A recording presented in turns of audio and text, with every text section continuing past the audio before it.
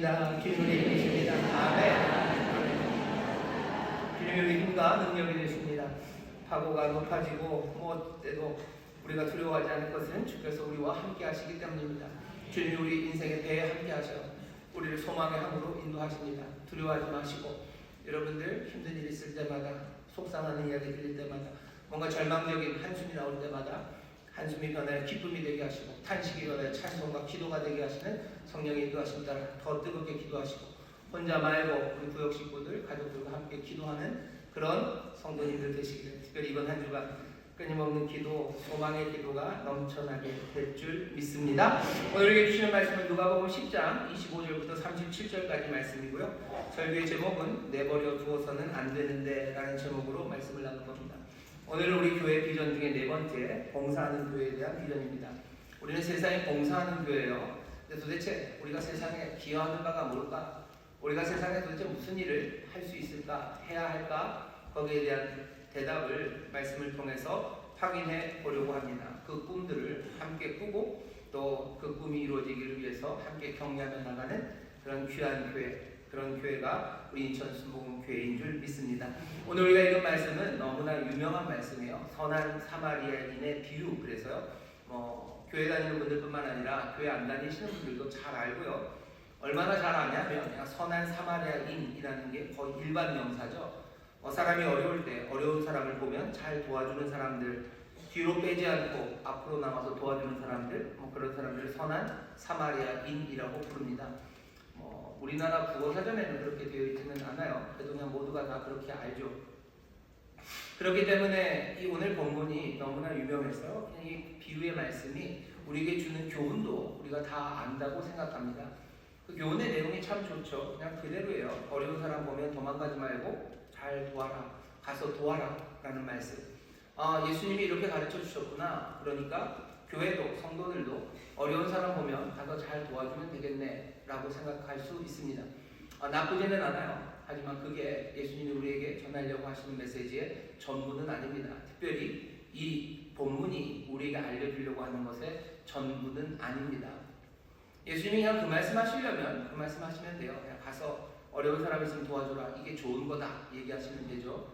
아니면 비유로 말씀하시는 것처럼 둘은 도망갔고 하지만 한 사람이 잘 도와줬는데 봐라, 이 사람이 착한 거다, 이 사람이 복되다, 그러니 너희들 이렇게 살아라 라고 얘기하시는데요. 근데 오늘 본문이 그렇게 되어 있지는 않습니다. 조금 그거보다는 복잡하고요. 그리고 그 앞에 붙어있는 율법사와 예수님의 대화가 이 비유를 이끌었다는 걸 생각하면 우리가 좀 더 생각할 것들이 많습니다. 먼저 우리가 알아야 되는 것 하나가, 한번 보시죠. 처음 시작이 이렇게 됩니다. 25절입니다. 어떤 율법사가 일어나 예수를 시험하여 가로되. 율법사는 하나님의 말씀을 잘 아는 사람이에요. 연구 많이 했고 잘 알고 그래서 백성들에게 가르치는 소위 율법의 엘리트입니다. 이 사람이 예수님에게 왔어요. 그리고서는 예수님을 시험하여 가로되. 예수님을 시험하러 왔습니다. 예수님을 넘어뜨리려는 거예요. 예수님을 뭔가 함정에 빠뜨리려고 왔습니다. 미리 말씀드리면 그림은 이런 거죠. 율법사가 생각했을 때 예수님은 좀 위험해요. 자기들이 알고 있는 율법의 내용과 다른 것들을 가르쳐요. 다른 것들을 가르치는데 아주 노골적으로 가르치지는 않아요. 하지만 위험한 이 생각을 드러내겠다는 겁니다. 뭐냐면 이 율법사가 생각하는 건 하나님은 이스라엘의 하나님이에요. 이스라엘의 하나님, 그리고 우리가 사랑하고 또 우리가 돌봐야 되는 건 율법을 지키는 유대인들, 그 사람들이 우리가 정말 하나님의 백성이라고 하는 사람들이고 그 사람들이 영생을 누릴 거라고, 하나님 나라 백성으로 잘 살게 될 거라고 율법사들은 생각을 갖고 있어요. 근데 가만히 얘기를 들었다 보니 예수님은 좀 다른 것 같아요. 자기들의 생각과 다릅니다. 뭔가 그건 넘어서 다른 사람들을 하나님이 사랑한다고 얘기하는 것 같고 그 사람들과 살아야 된다는 이야기를 예수님이 하시는 것만 같죠. 그런 것들을 드러내려는 겁니다.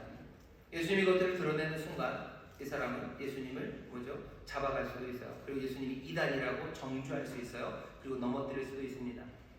율법사가 생각했던 좋은 생각, 그 생각을 지키기 위해서 예수님을 넘어뜨리려고 하는 겁니다. 그게 이 사람 율법사의 마음속에 품은 작전입니다. 율법사가 일어나 예수를 시험하여 가로되 묻죠. 예수님, 죄송합니다. 선생님, 내가 무엇을 하여야 영생을 얻으리까? 이 질문은 특별한 질문은 아닙니다. 그냥 표준적인 질문입니다. 이 당시에 모든 선생님들 앞에 제자들이 묻고요. 그리고 그 묻는 대답에 정답처럼 해답이 있어요. 표준적인 질문, 표준적인 대답이 지금 보고 갑니다. 어떻게 해야지 영생을 얻습니까? 그 얘기는 어떻게 해야 참된 이스라엘 백성으로 삽니까? 어떻게 하나님의 보호하심과 은혜 안에서 정말로 새 세상을 살아가는 사람들, 영생을 누리는 사람들은 누굽니까? 라고 묻는 거예요. 거기에 대한 대답은 거의 정해져 있습니다. 표준적인 대답이에요. 예수님이 직접 대답하지 않으시고 율법에 무엇이라고 기록되어 있느냐, 네가 어떻게 읽느냐 라고 오히려 반문을 하죠. 율법사가 대답합니다. 대답하여 가로되 네 마음을 다하며 목숨을 다하며 힘을 다하며 뜻을 다하며 주 너의 하나님을 사랑하고 또한 네 이웃을 내 몸과 같이 사랑하라 하였나이다. 율법사가 대답하죠. 여러분들 마태복음이나 아니면 마가복음에도 예수님이 똑같이 이야기를 하십니다. 같은 대답이에요. 영생을 얻으려면 뭘 해야 됩니까? 계명 중에 가장 큰 계명은 뭡니까? 그 묻는 질문에 그때는 예수님이 반문하지 않으셨어요. 직접 대답을 하시죠. 마가복음 12장에서도 또 마태복음 22장에서도 예수님은 직접 동일한 이야기를 하셔요. 하나님 사랑하고 이웃 사랑하는 것. 이것이 율법과 선지자의 강령이에요. 율법사의 대답과 다릅니다. 똑같습니다. 그게 그냥 표준적인 답이에요. 모두가 다 알고 있어요. 신명기 6장 말씀 그리고 레위기 19장 말씀 둘을 합쳐서 정답 하나를 찾은 거죠. 그래서 정말로 참된 이스라엘 사람들은 하나님 사랑하고 이웃을 내 몸처럼 사랑해야 되는구나. 이게 답처럼 갖고 있습니다.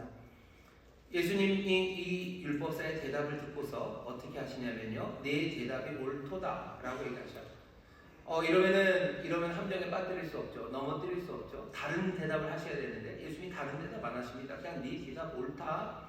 내 대답이 옳다. 그러니 그냥 그대로 하면 된다. 그러면 산다. 영생을 누린다. 참 이스라엘로 산다. 하나님의 은혜로 산다. 그냥 그 계명대로 살아라 라고 말씀하십니다. 율법사가 이러면 안 돼요. 이러면 안 돼요. 자기가 품었던 생각, 예수님은 틀렸고 내가 맞고 예수님이 이달이고 내가 정통적인 하나님의 말씀을 따르는 사람이라는 걸 확인하기 위해서 29절입니다. 이 사람이 자기를 옳게 보이려고, 옳게 보인다는 게 그런 뜻입니다. 자기가 맞다는 걸 확인하고 싶은 거예요.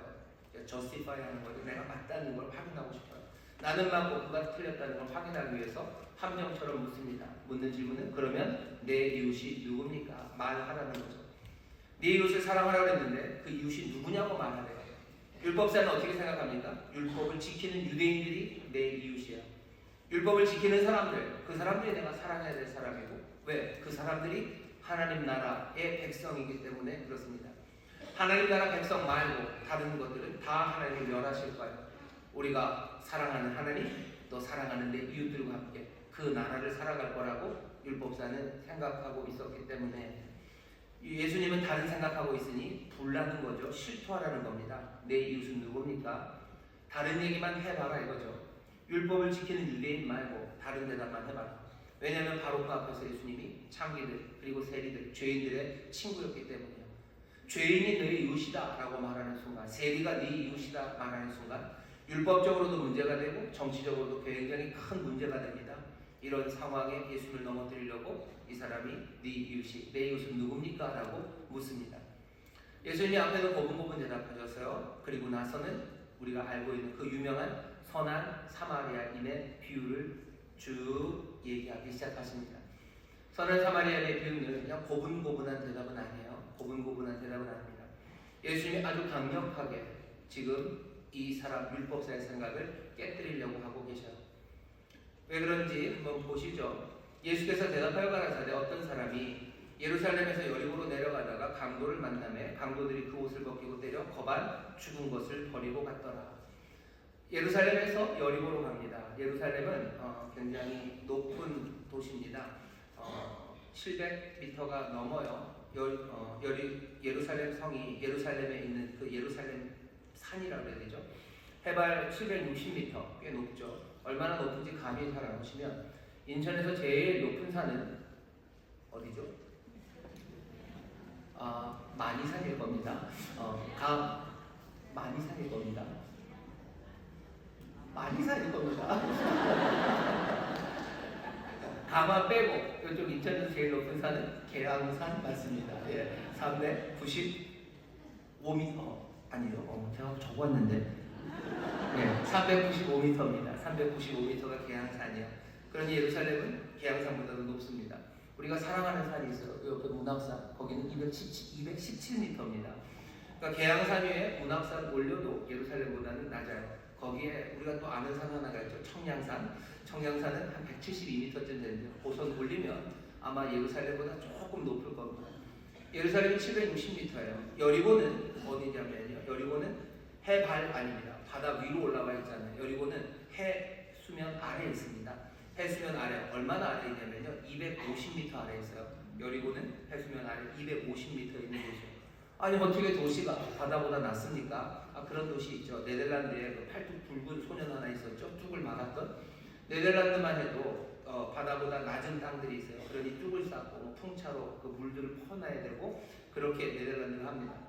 네덜란드가 뚝을 쌓는 건 바다 옆이니까 그래요. 하지만 여리고는 한참 내륙으로 들어왔기 때문에 그럴 필요는 없죠. 그래도 여리고는 해 수면보다 250m가 낮은 도시예요. 아마 전 세계에서 가장 낮은 곳에 있는 도시가 여리고일 겁니다.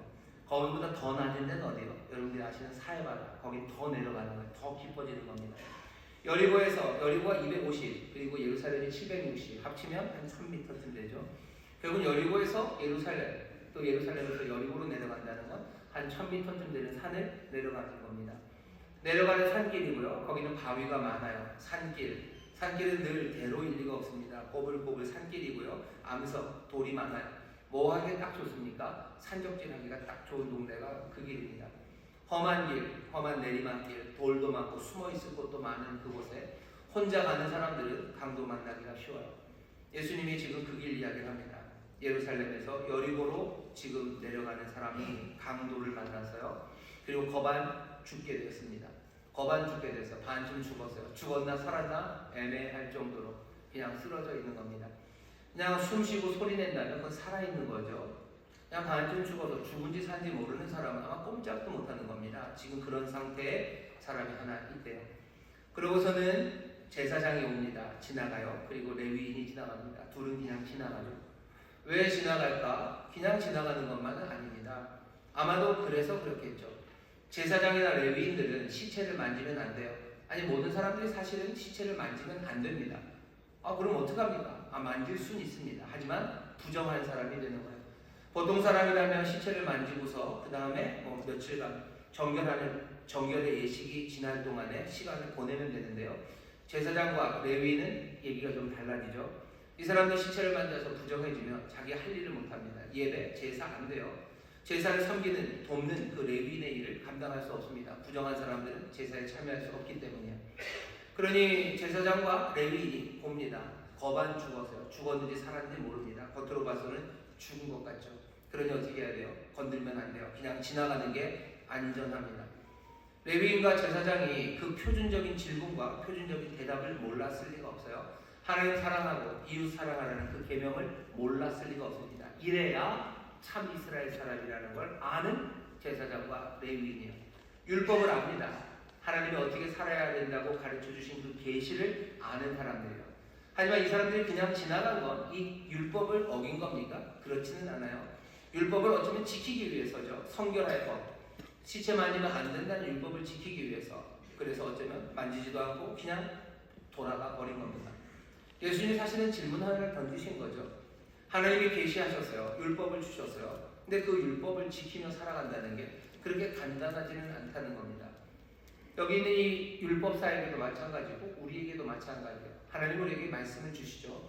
하나님이 이웃을 사랑하라고 하셨어요. 그럼 그게 그렇게 간단합니까? 간단하지 않습니다. 간단하지 않아요. 거기에는 우리의 오해도 섞여 있고요. 우리가 하나님의 말씀을 어떻게 적용해야 되는지 거기서 곤란한 일이 생깁니다. 교회가 세상에 봉사해야 된다는 말 좋은 말이에요. 그냥 딱 그 말 들으면 그래 세상에 좋은 일 하면서 살아야지. 교회는 세상에 좋은 일 하면서 사는 거야 라고 단순하게 말하는 것. 그것이 우리가 지금 하나님의 말씀을 따라야 되는 전부는 아닙니다. 우리에게 꿈을 주셔야 돼요. 그리고 우리에게 다시 한번 계시의 영을 부으셔서 정말로 하나님이 교회에 무엇을 바라시는지 우리가 세상을 위하여 어떻게 해야 되는지에 대해서 귀 기울여 드려야 됩니다. 그냥 좋은 말이라고 덥석 물고 그냥 그거 다 내가 안다고 말하면 그 곤란한 일이 생기는 거죠.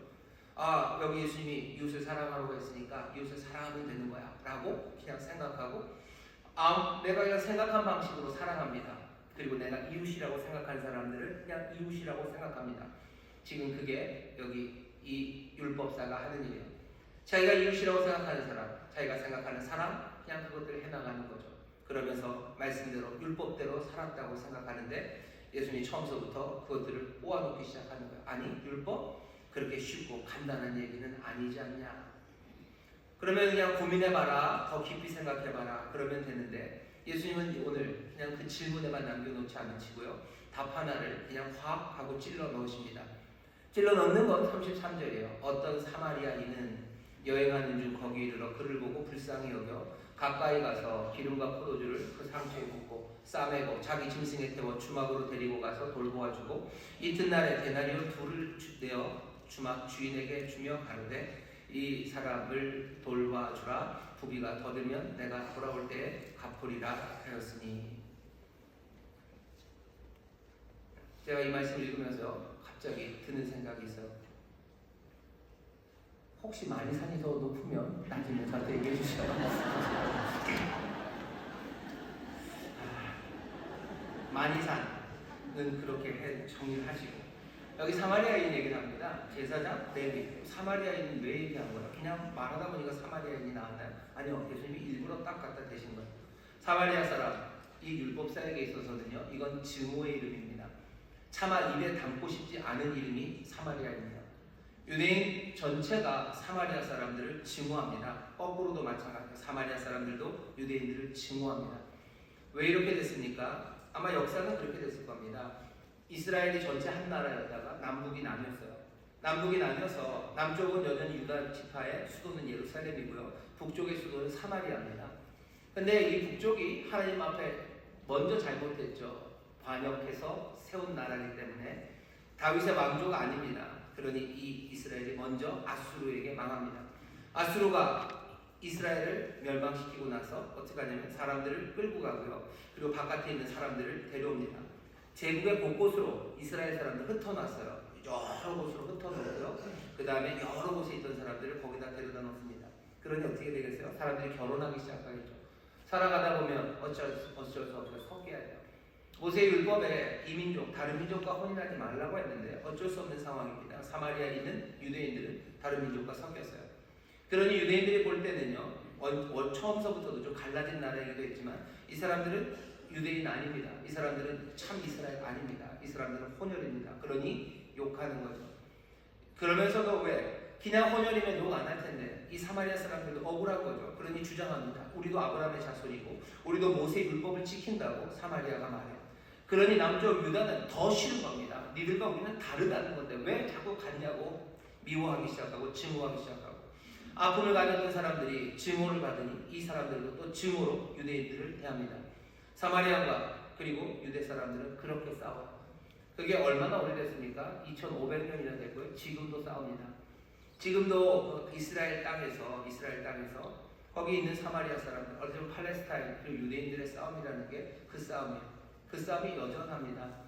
지금도 요단강 서쪽에 웨스트뱅크라고요, 거기 서안지대, 서안지구라는 게 그냥 그 땅이에요. 옛날 사마리아 사람들이 살았던 그 땅, 섞였던 사람들이 살았던 그 땅을, 그 지역을 여전히 남겨놓은 거고요. 여전히 이스라엘은 그 지역에 들어가는 거 별로 안 좋아합니다. 별로 안 좋아해요. 예수님 당시에도 마찬가지예요. 사마리아 지역, 거기 가는 거 싫어해요. 오늘 이 비유를 예수님 말씀하시면서 그냥 난데없이 사마리아인 이야기를 하신 건 아니에요.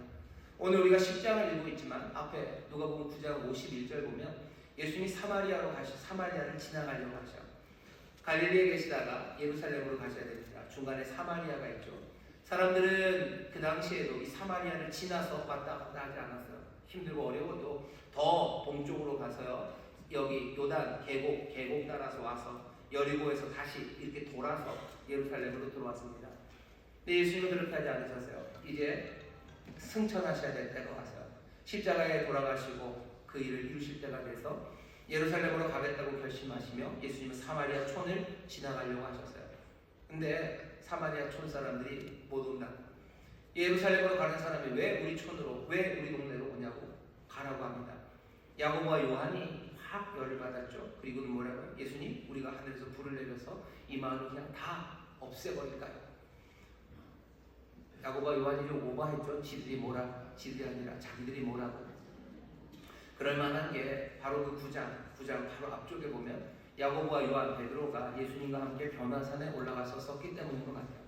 거기서 모세를 만났어요. 거기서 엘리야를 만났어요. 거기서 정말로 사람이 희귀할 수 없는 그 놀라운 광채로 변하신 예수님을 보았기 때문에 아마 야고보와 요한은 굉장히 업되어 있을 겁니다. 그냥 뭐 용기 뿜뿜하고요. 뭐 세상에 무서운 게 없었던 사람들이에요. 그러니 사마리아 가뜩이나 증오하고 미워하던 그 사람들, 그리고 지나가겠다는데 그것 하나, 이 예수님 가시겠다는데 그걸 막는 사람들, 가만두면 안 된다고, 불을 내리겠다고 막 얘기를 하죠. 예수님 뭐라 그러셔요? 꾸짖으십니다. 그거 아니다 얘기하시고 함께 다른 촌으로, 다른 길로 해서 예루살렘으로 지금 가시는 길이십니다. 예수님은 사마리아를 보셨어요. 그리고 그 길 말고 지금 그 길, 예루살렘에서 여리고를 가는 그 길 이야기를 하시는 겁니다. 예수님이 사마리아 사람 이야기래요. 유대인 이 이야기를 들으면 그냥 훅 하고 치밀어 오르는 거죠. 사마리아인. 마지막에 질문하는 게 뭐예요? 네 의견은 이 세 사람 중에 누가 강도 만난 자의 이웃이 되겠느냐? 강도 만난 사람은 분명히 유대인입니다. 이 유대인의 친구는 누구겠냐? 라고 물으셔요. 여기 율법사는 사마리아인입니다 라고 대답 못합니다. 그냥 자비를 베푼 자입니다 라고만 말할 뿐입니다. 예수님이 지금 이 질문을 하시는 이유는 뭐겠습니까? 그 미움받고 증오하는 사마리아인 그 사람을 네 이웃으로 인정할 수 있겠냐라고 물으시는 거예요. 이웃을 사랑합니다. 이웃을 사랑해 라는 게 간단한 이야기가 아니죠. 예수님이 지금 찔러 오시는 이야기는 이웃에 대해서 묻는 너, 이웃에 대해서 묻는 너, 묻겠다는 거죠. 너는 그 사람의 이웃이 될 준비가 돼 있냐? 미움받는 사마리아인 네 이웃으로 인정할 수 있냐? 여기서 끝나지 않아요. 이 사마리아인을, 이 강도 만난 사람이 이웃으로 인정하지 않는다면 이 사람은 그냥 길거리에서 죽을 수밖에 없습니다. 죽습니다. 사마리아인을 이웃으로 인정하지 않는다면 너는 죽는다예요. 여기 율법사가 와서 물어보는 건 생명의 길이었습니다. 어떻게 하면 삽니까? 예수님의 대답은 죽는다예요. 너 이 이웃을 받아들이지 않는다면 죽어요. 왜? 그것이 율법, 하나님의 계시로 정하신 하나님의 뜻, 그것과 어긋나기 때문이에요. 하나님은 하나님을 사랑하고 네 이웃을 내 몸처럼 사랑하라고만 얘기하셨어요. 그러고서 이 이웃을 네 마음대로 정하라고 하신 것 아니야. 하나님은 뭐라고 정하신 거예요? 사마리아인 이 사람도 네 이웃이라고 하나님이 정하셨는데 율법사는 그냥 그 말 하나에서 자기 멋대로 이웃의 선을 그어버린 겁니다. 사마리아 사람을 말하시면서 사실은 예수님은 이 율법사가 파놓은 함정에 빠졌다고도 할 수 있어요. 예수님 말씀하시는 거죠. 너 유대인들만이 아니라 사마리아인도 네 이웃이라는 이야기를 분명히 하십니다. 분명하셨어요. 하지만 노골적으로 이 사람이 함정에 판 그 방식은 아니죠. 그 방식은 아니지만 어쩌면 이 율법사를 지금 찌르고 계신 겁니다. 아주 강력하게 찌르시는 거예요. 오늘 우리도 마찬가지로 교회가 어떻게 세상에 봉사합니까? 라는 질문에 어려운 사람 도와주고 이 세상을 사랑하고 이웃들을 사랑하는 게 뭐 우리가 교회가 하는 일이죠 라고 막연하게 말하는 것, 주님이 우리에게 지금 요구하시는 말은 아닙니다. 우리가 세상에 대해서 해야 되는 건 어쩌면 첫 번째 우리에게 주시는 아주 강력한 교훈 하나는요, 우리가 증오하고 미워하는 사람들 거기까지 하나님이 바라시는 바는 모두의 하나님이 되고 싶어 하셔. 하나님은 우리가 우리의 사랑을 점점 더 넓혀가기를 원하십니다. 이건 분명합니다. 오늘 이 말씀을 우리가 들으면서 하고 편안하게 생각하지 마셔. 우리의 사랑을 넓혀갈 때 거기에는 누가 있습니까? 우리가 증오하고 미워하는 사람들이 있습니다. 교회는 증오하고 미워하는 사람들, 그 사람들도 우리가 사랑해야 될 이웃이라고 생각합니다. 인천수목원교회는 그렇게 사랑할 거예요. 근데 질문이 생기죠. 도대체 우리는 누구를 증오하고 미워합니까? 우리 인천수목원교회는 누구를 증오하고 미워하죠? 없어요. 네, 우리는 없어요. 그럼 좋습니다. 그럼 훨씬 편하네요. 훨씬 편하게 가면 됩니다. 혹시라도 우리가 증오하고 미워하는 사람들이 있는지 잘 살펴보셔야 돼요. 교회가 절대로 도와줄 수 없는 사람들 누구죠? 갑자기 그러니까 생각이 막 나네요. 그죠? 그 인간들은 우리가 못 도와준다 라는 거. 그 다음은 풀어야 돼요. 우린 그건 없습니다. 그 다음 이야기죠. 그 다음은 그럼 어떻게 해야 됩니까? 하나님이 뭐라고 하시는지 잘 귀를 기울여 보셔야 되죠. 그러면은 그 다음에 교회가 이웃을 사랑할 때 알겠습니다. 증오하는 것 없이 사랑하겠습니다. 그 다음엔 어떻게 사랑해야 되죠? 도대체 성경은 뭐라고 우리에게 그 모습을 보여줍니까? 신약 성경을 보면 교회가 나와요. 교회는 도대체 세상을 어떻게 사랑합니까? 제가 좀 많이 찾아봤어요. 그랬더니 우리 교회 앞에 비전 세 가지가 있죠. 예배하는 교회, 그리고 교육하는 교회, 또 교제하는 교회 이렇게 있습니다. 이 말은 딱 좋아요. 왜? 우리는 사도들의 가르침을 받아서요. 우리는 하나님을 예배하고 또 함께 교제합니다. 교제한다는 건 삶을 함께 한다는 거예요. 서로 책임을 지고 서로의 삶을 다 돌보며 살아갑니다. 교회 안에서 그러는 거예요. 그리고 어떻게 하죠?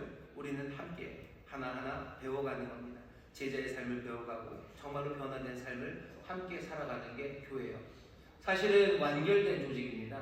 사도행전 2장 보시면 처음 교회가 생겼을 때 사도들의 가르침을 받아 서로 교제하고 함께 떡을 떼며 기도에 힘썼어요.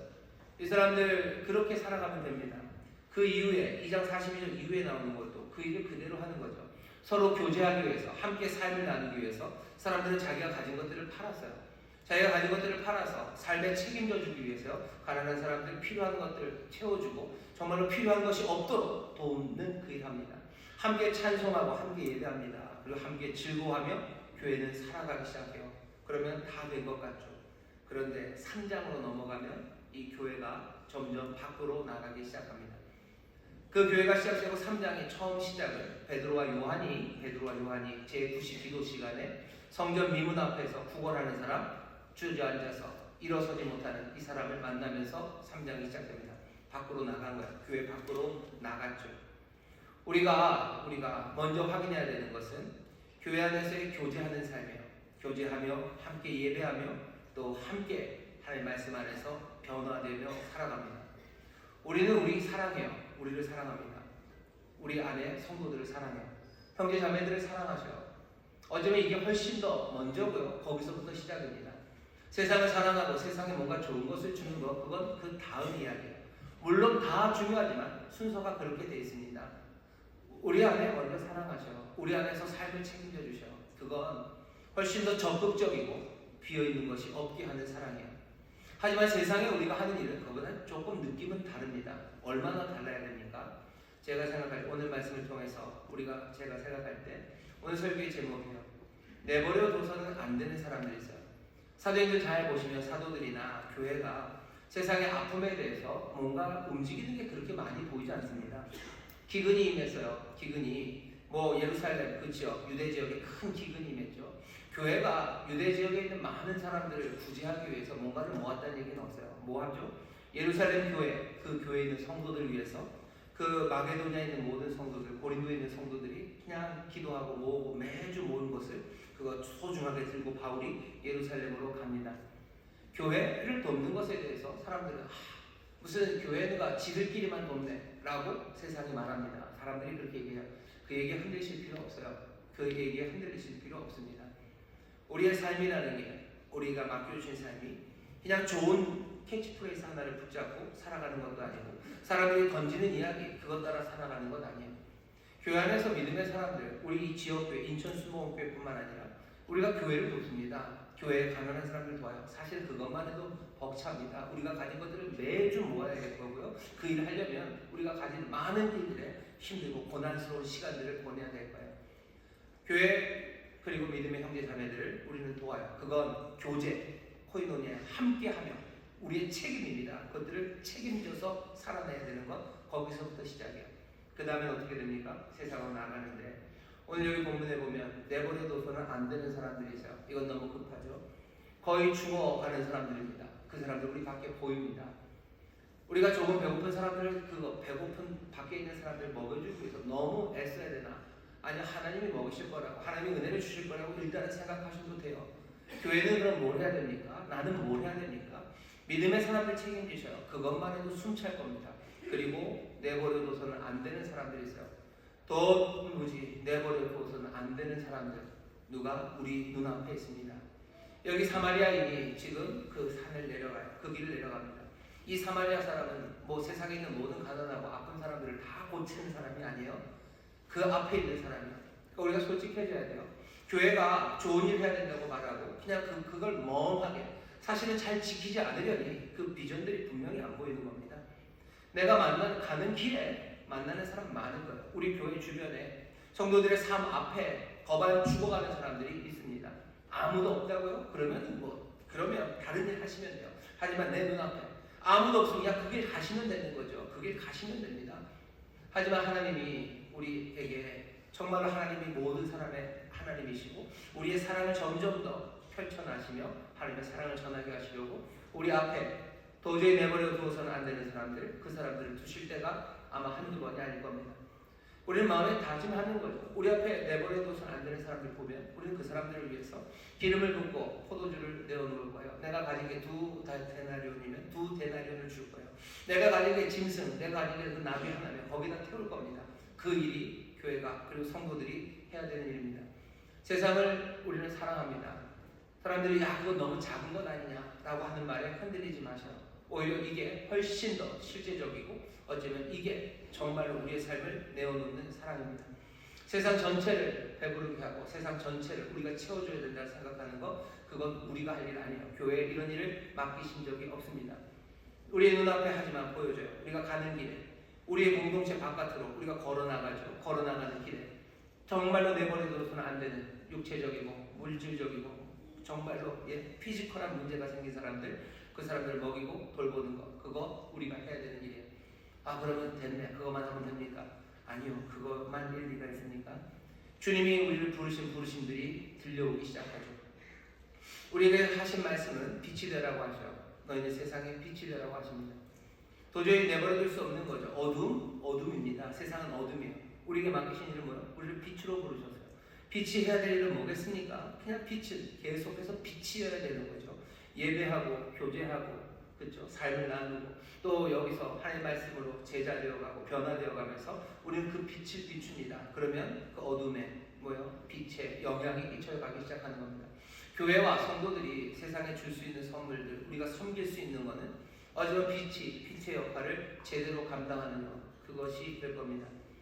우리의 눈앞에 당장 놓여져 있는 아픔들, 그리고 내버려둬서는 안 되는 것들, 그것에 우리가 손 내밀고 가진 것들로 싸매고 이렇게 세워야 하는 것.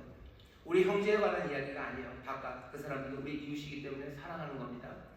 율법사가 물었던 질문은 그거죠. 우리의 이웃은 이만큼이야. 밖의 사람은 우리가 안 돌봐도 된다라고 선을 긋는데 우린 그건 아니에요. 점점점 더 넓혀져 가지게 하시는 게 하나님의 뜻입니다. 그러면 어떻게 사랑합니까? 어떻게 사랑하는지를 우리에게 보여주셨어요. 예수님 이 땅에 오셔서 사랑하십니다. 얼마나 많이 사랑하셔. 예수님이 집집마다 다니시며 가난한 사람들에게 다 밥 먹여주려고 하지 않으셨어요. 왜 그 벳세다 들려 그 땅에 배고픈 사람이 얼마나 많겠습니까? 하지만 그 저녁에 그 오후에 배고파하는 그 사람들 먹으셨어요. 아픈 사람들 많이 고치실 수 있죠. 하지만 예수님 어떻게 딱 고치십니까? 그럴 수는 없어요. 눈앞에 내버려둘 수 없는 그 사람들 일일이 고치십니다. 밤새도록 고치시고요. 지쳐 쓰러질 때까지 그 사람들 고치셔요. 우리 눈앞에 내버려둬서는 안 되는 사람들, 그거 사랑하는 것만 해도 그게 얼마나 어려운지 몰라요. 이 일의 진실이라면 누구도 우리를 향해서 뭐라고 말하는 것에 흔들릴 이유가 없어요. 멀리 있는 것, 빛은 어떻게 역사합니까? 그 영향을 끼치기 시작하는데 우리가 세상을 다 새롭게 만들 수 있는 손이 그런 기름과 포도주가 그런 짐승이 우리에게 없죠. 그러면 그냥 포기합니까? 아니요. 우리의 사랑은 그것과 다른 방식으로 갈 겁니다. 우리의 이웃 사랑은 정말로 교회 바깥에 세상을 사랑하는 방식은 그 세상을 바꿔내려는 선하게 바꿔내려는 시도가 될 텐데 우리는 어떻게 바꿉니까? 성경 말씀을 통해서 그리고 다시 한번 생각해보면 잊지 마셔. 우리가 세상을 변화시키고 세상에 줄 수 있는 귀한 봉사는 기도입니다. 여러분 갑자기 안심이 되는 거죠. 기도. 아니 이게 아주 상투적인 기도가 아니에요. 정말로 기도가 우리가 세상에 봉사할 수 있는 어쩌면 시작입니다. 이 땅의 고요함과 평온함을 위해서 기도하라고 디모데에게 바울이 얘기해요. 그래서 지도자들 위해서 기도해라. 고요하고 평안한 세상이 되기 위해서 기도하래요. 기도하면 어떻게 세상은 고요하고 평온해진답니다. 그게 우리가 믿는 믿음이에요. 세상의 모든 혼돈을 우리가 다 어떻게 하려고 교회가 갑니까? 그렇게 되지는 않아요. 세상의 문제들을 다 해결하기 위해서 교회가 다 달려가야 됩니까? 아니요, 우리를 그렇게 부르지 않으셨어요. 잘 생각해보면 좋은 이야기죠. 그렇게만 된다면 좋은 이야기죠. 하지만 이건 가능성의 문제가 아니야. 아예 그리로 부르지를 않으셨어요. 그렇게 부르지를 않으셨어요. 우리는 그러니 기도합니다. 사람들은 교회 기도만 한다고 하는데 아니요, 우리 기도합니다. 그냥 그렇게 얘기하면 돼요. 기도로 고요와 평온함, 세상의 평강이 이루어질 것을 우리는 믿어요. 우리의 사랑은 어디 있습니까? 형제들을 사랑합니다. 여기서 뜨겁게 사랑합니다. 우리 앞에 정말로 내버려둘 수 없는 그 사람들을 하나하나 우리는 살려내보고 그 사람들 만져갈 거예요. 그리고 점점 사랑이 퍼져가 이 빛이 세상에 비춰지고 세상이 변하기 위해서 우리는 뜨겁게 기도합니다. 나라 민족을 위해서 기도하셔. 이 나라의 가난, 그리고 이 나라의 여러 가지 부조리와 악함, 사람들을 절망으로 빠뜨리는 그것들을 위해서 기도하십시오. 그게 우리가 교회가 세상을 향하여 할 수 있는 봉사예요. 그냥 모면하기 위한 핑계가 아닙니다. 핑계거리로 기도를 가져다 놓지 않아요. 우린 정말로 세상의 이웃을 사랑하기에, 정말로 이 기도가 세상을 바꾸기에 우리가 줄 수 있는 것으로 가장 귀한 것으로 기도합니다. 또 우리가 해야 될 일은 뭐겠습니까? 교회가 세상 이웃을 사랑해서 할 수 있는 일은 복음 전도입니다. 이건 교회 한 사람 더 많이 더 가져온다, 이런 것과는 다른 각도에서 말해야 돼요. 세상은 어떻게 좋아집니까? 그럼 생각해보죠. 세상은 어떻게 좋아지죠? 슬픔의 세상, 아니면 아주 경제적인 불균형, 불평등이 가득한 세상, 그 세상은 어떻게 해야지 좋아집니까? 도대체 어떻게 해야 됩니까? 어떻게 해야 됩니까? 아무 생각 없으시죠? 제 생각에는 뭐 세상이 완전히 끝장나지 않는 한은 정말로 그 경제적인 불평등이 해결되기 위해서는요, 그냥 좋은 사람들이 나와야 돼요. 정말로 좋은 경제를 만들려는 사람들이 나와야 돼요. 성실하게 일하려는 사람들을 칭찬하는 사람들, 그리고 뭔가 생산력을 높이는 일에 지혜를 모으고 그것들을 정말로 개선할 수 있는 사람들, 흔들림 없이 자기 욕심 아니고 그렇게 걸어갈 수 있는 그런 사람들 나와야 됩니다.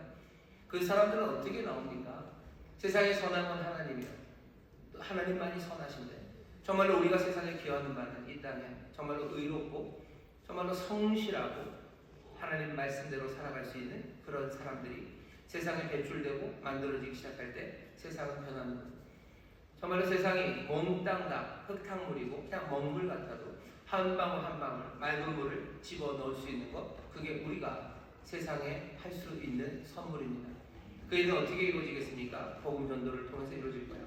복음 전도를 통해서 그리스도의 사람들로 만들어 가셔. 의로운 사람들 만드시고 선한 사람들 만들어 가셔.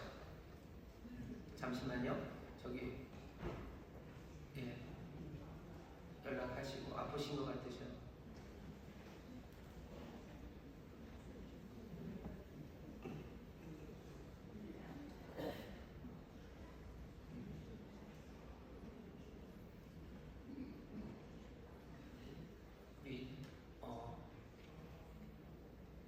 지금 많이 아프시고 빨리 병원으로 가셔야 될 것 같은데요.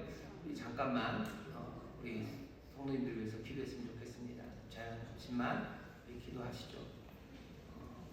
기도합시다. 하나님 감사합니다. 우리 사랑하는 성도님 예배 자리에서 나오셨지만 주님, 지금 아버지 어려운 상황으로 정신을 잃으셨습니다. 주님 붙잡아 주시고 아버지 하나님 속삭여 주시고 일이 이루어지기 원합니다. 주님, 두려움 내려놓습니다. 주님 역사해 주시고 지키시고 아버지 하나님 강건하게 회복하실 주님 있사오니 주님 도우시고 주님 함께하여 주시옵소서. 아버지 하나님 속히 아버지 하나님 응급 조치가 이루어지기 원합니다. 주님 도우시옵소서. 아버지 하나님 도우시옵소서. 붙잡아 주시옵소서. 주님 붙잡아 주시옵소서. 사랑하는 하나님의 딸입니다. 주님 은혜로 붙잡으시고 능력으로 붙잡으시고 주님 한번에 회복될 수 있도록 주님 함께하여 주시옵소서. 아버지 하나님 도우시옵소서. 치유하여 주시옵소서. 제가 기도하겠습니다. 하나님, 우리 사랑하는 하나님의 귀한 자녀입니다. 예배하는 자리에서 아버지 하나님 지금 어려움이 생겼습니다. 주님 함께 하셔서 치료하시고 또 응급조치가 이루어질 수 있도록 주님이 길을 여실 줄 믿사오니 주님 함께하여 주시옵소서. 감사드리며 예수 이름으로 기도하옵나이다. 아멘. 조금만 좀 기다려 주시죠.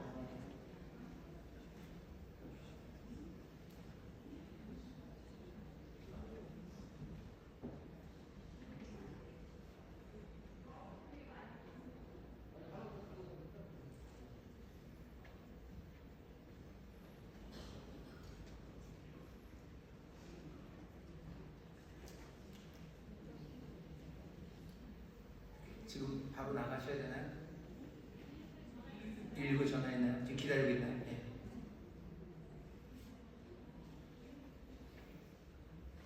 혹시 뭐 의사 선생님이나 뭐 간호사 선생님 있으시면 여기 계셔요 지금? 예, 그렇습니다. 네네네.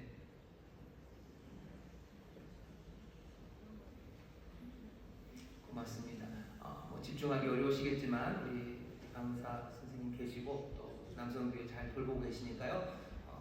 여러분들 함께 기도할 때 말씀을 좀 마무리를 하겠습니다. 기도하시고 복음 전도하는 거 교회가 해야 될 일이에요. 또 하나는 의의 모범을 보이는 일입니다. 그리고 계속해서 진리를 말하는 것, 그것이 교회가 할 수 있는 일입니다. 지금 상황에 대해서 설교 뒤가 좀 없는데요. 걱정하지 마셔요. 몇 시간 지나면 교회 홈페이지에 올라올 겁니다. 그거 잘 보시고 마지막으로 하나만 더 덧붙이겠습니다. 베드로와 요한이 여기 이 구걸하는 사람을 고칠 때요, 그냥 고치지 않았어요. 예수의 이름으로 고칩니다. 예수의 이름으로 고쳐요. 예수의 권세로 고쳐요. 우리가 사랑할 때도 마찬가지입니다. 세상을 사랑할 때 예수의 이름으로 하는 겁니다.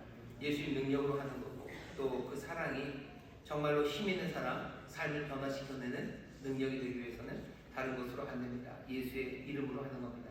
예수의 이름으로 기도하고, 예수의 이름으로 복음 전도하고, 예수의 이름으로 정말로 의롭게 살아가고, 예수님의 이름으로 진리를 말하는 것, 이것이 우리가 세상에 줄 수 있는 선물이고요, 우리가 세상에 봉사하는 방법입니다.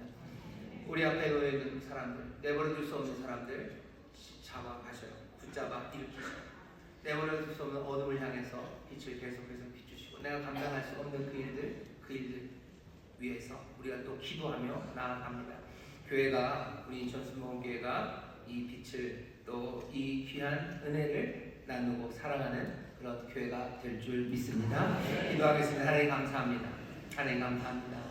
우리 인천순복음교회가 정말로 세상으로 점점점 그 사랑이 퍼져나가기를 원합니다.